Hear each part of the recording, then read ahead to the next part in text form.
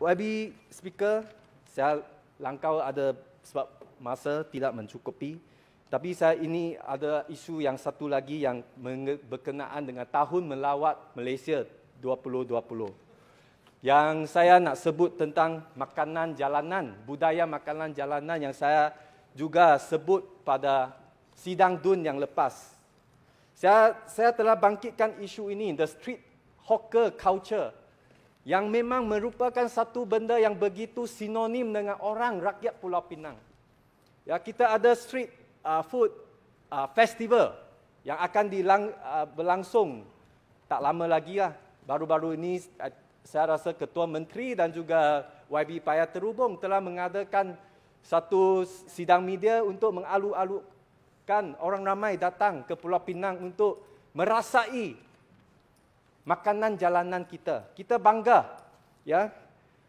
Namun 6 bulan sudah berlalu selepas saya bangkit dalam sidang DUN ini.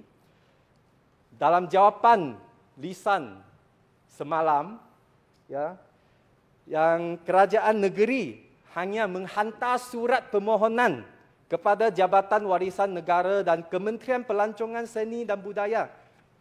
YB Speaker, hantar surat. Hantar surat saja. Okey, keadaan seperti ini, kita hantar surat okey. Tapi lepas itu, dia tidak ada apa-apa follow up ke atau ada apa-apa perkembangan.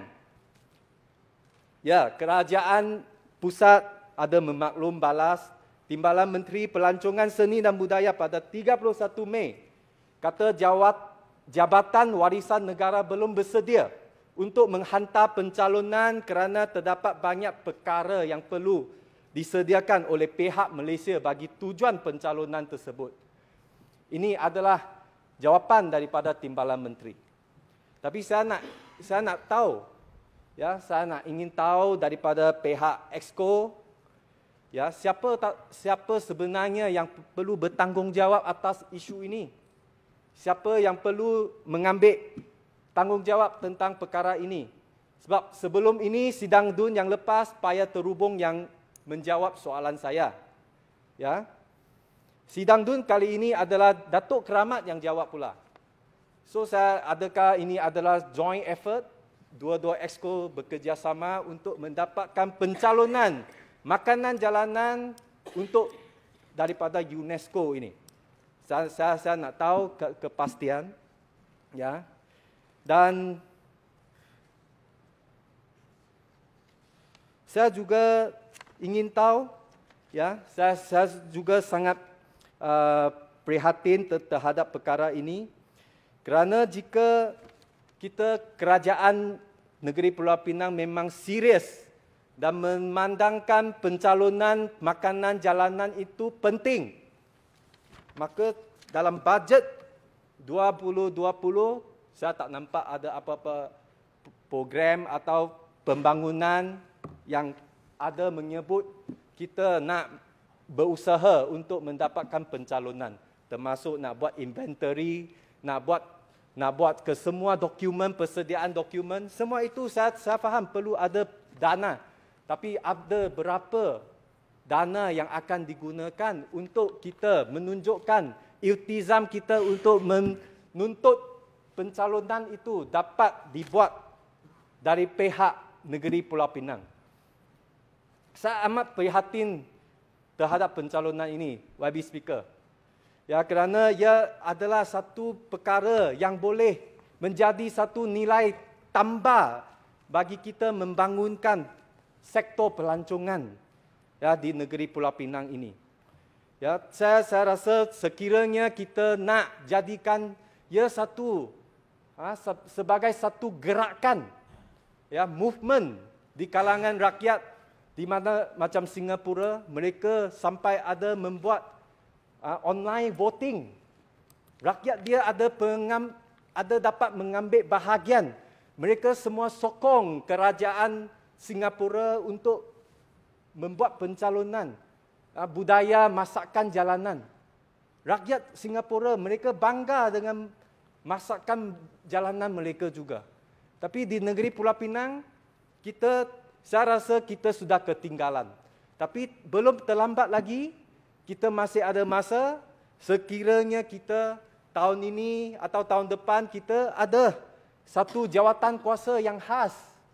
Ya, saya nak tengok nanti adakah kerajaan boleh menubuhkan satu jawatan kuasa untuk mencalonkan budaya masakan jalanan itu kepada UNESCO.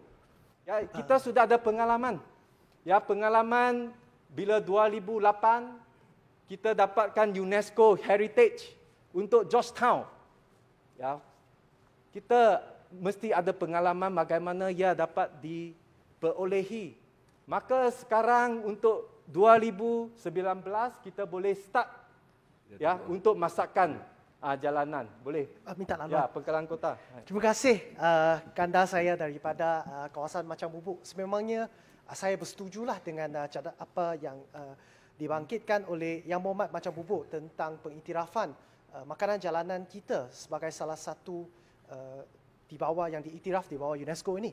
Dan sememangnya pada tahun ini satu laporan daripada CEO World juga telah menyenaraikan 50 buah bandar di mana makanan jalanan terbaik ini. Akan tetapi dalam 50 senarai bandar tersebut, Singapura adalah di ranking yang pertama. Tetapi kita tidak nampak sebarang bandar di dalam Malaysia ni. Jangan cakap Pulau Pinang.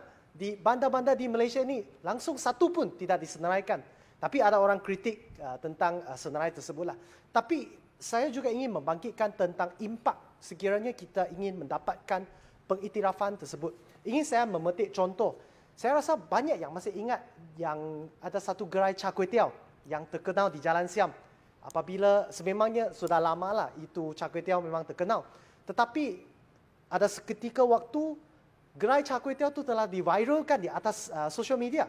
Dan akhirnya yang pakcik yang mengendalikan gerai char kway teow tu terpaksa berehat sebab terlalu banyak sudah pelanggan yang melanggani char kway teow di Jalan Siam tersebut. Jadi saya rasa pada masa yang sama kita nak cuba dapatkan pengiktirafan tersebut, antaranya impak-impak yang akan menjejaskan masyarakat kita juga perlu kita telitikan dan halusi. Tapi sememangnya saya setujulah patut kita ada usaha untuk cuba mendapatkan pengiktirafan tersebut. Terima kasih. Terima kasih Pengkalan Kota.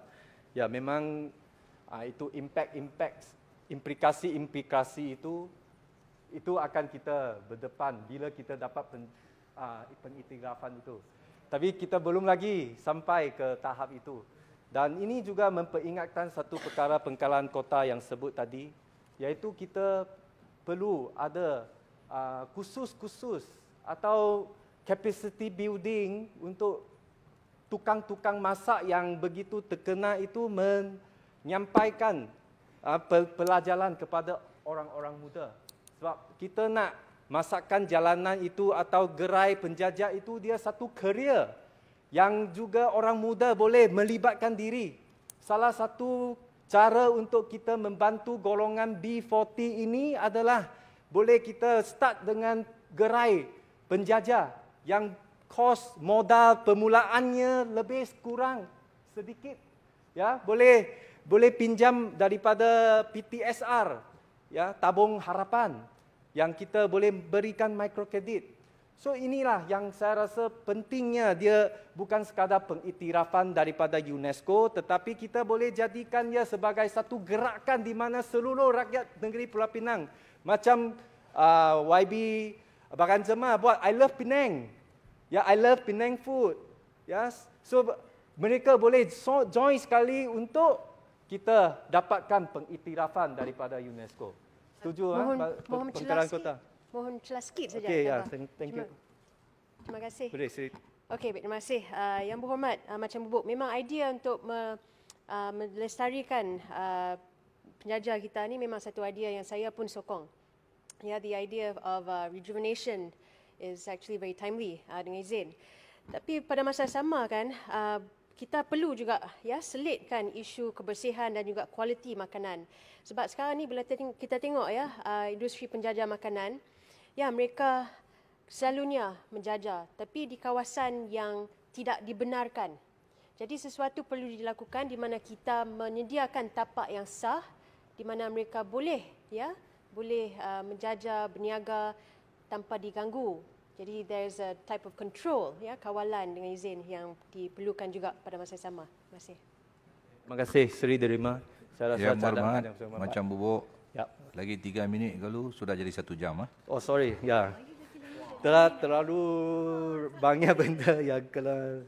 Okay, saya cuma nak dapat satu perkara, saya akan skip, iaitu saya harap nanti pihak Exco atau kerajaan negeri boleh maklumlah apa usaha-usaha atau bagi kita satu roadmap ya untuk roadmap untuk menuju pengiktirafan UNESCO untuk makanan jalanan ini. Satu roadmap saya harap boleh dikemukakan kepada kita semua di sidang DUN ini. Jika kali ini tak dapat, mungkin boleh bagi tahu next sidang boleh ada satu roadmap ya di mana macam mana kita boleh bermula dari sekarang sampai kita mencapai sasaran kita.